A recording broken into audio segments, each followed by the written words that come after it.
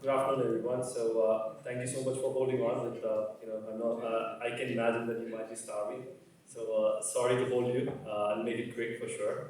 So, first of all, a brief introduction from my side. So, I'm Vivek, and I work with a company called Kimberly-Clark, and we are into consumer hygiene and also the consumer products. You might know products like Huggies, Kotex, and so on. So, I work as a talent intelligence lead over there, doing a lot of data and insights for talent-related kind of topics. So that's about me in a nutshell. And diversity is something really, really kind of close to my heart. And I also wanted to thank the organization for giving me the opportunity to speak about it.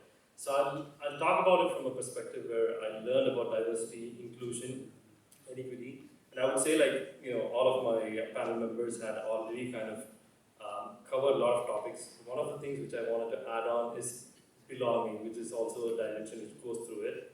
So I'll start with a quote, which is something which is close to my heart again, or words of wisdom, which I've learned more about it. So there's a quote saying diversity is invited for a party where inclusion is asked to dance. And this is by one of the famous diversity practitioner in the US. Her name is Verna Myers. And I'm taking an opportunity to kind of extend it because we want to include equity, right? We want to include belonging. So I would say diversity is invited for a party, and inclusion is asked to dance, and equity is asked to sing, and belonging is asked to judge. So as my fellow panelists already spoke about it, it is clear that everything goes hand in hand, and that is something which is really kind of important to understand, and also kind of to action upon from that perspective. So let me build upon what I said. We talk about diversity, we talk about equity, we talk about inclusion and belonging, right? So I'll give you an example of in one of my previous organizations, which is one of the biggest sporting goods manufacturer in the world, and I had an opportunity to work then with in their HQs in Germany. And what we tried to do there was it started with bringing in more female representation or women in tech. So that is something which I was a part of the initiative. And we all started with full power, and we brought in a lot of diverse slate of candidates.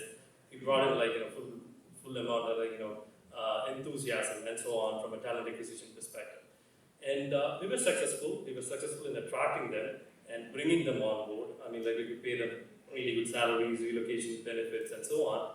And what was interesting to see that around 1 year down the line, we were missing out we're not able to retain them. We lost around 50% of those female leaders or female talent which were in our IT function.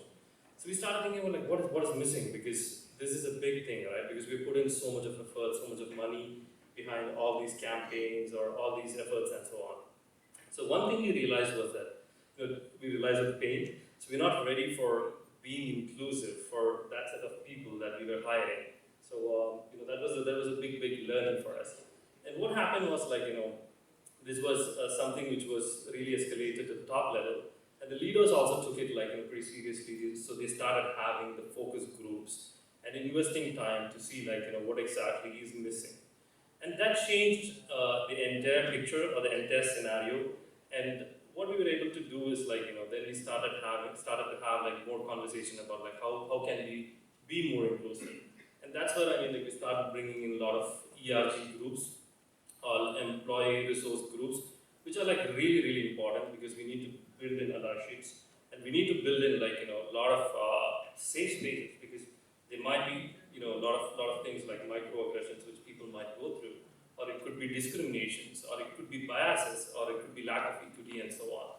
So that is something to be addressed, and for that people might not be willing to kind of speak up in big forums, or it could be individual sessions with the hiring managers or the line managers for that matter, wherein it would lead to retaliation, right? So that's where the ERGs and the safe spaces or the allies help them pretty much to address those kind of situations. And then we started to look into what is next on the slate, right? So that is equity for sure. So equity also have different dimensions. It could be pay equity, it could be role equity, it could be equity in the way you treat the people or whatever it is. So that was also something worked on with the compensation and benefits team to look into how exactly we can bring in people in a way that they are matching and they are having that equity from from a pay perspective. So a lot of work was done from that perspective.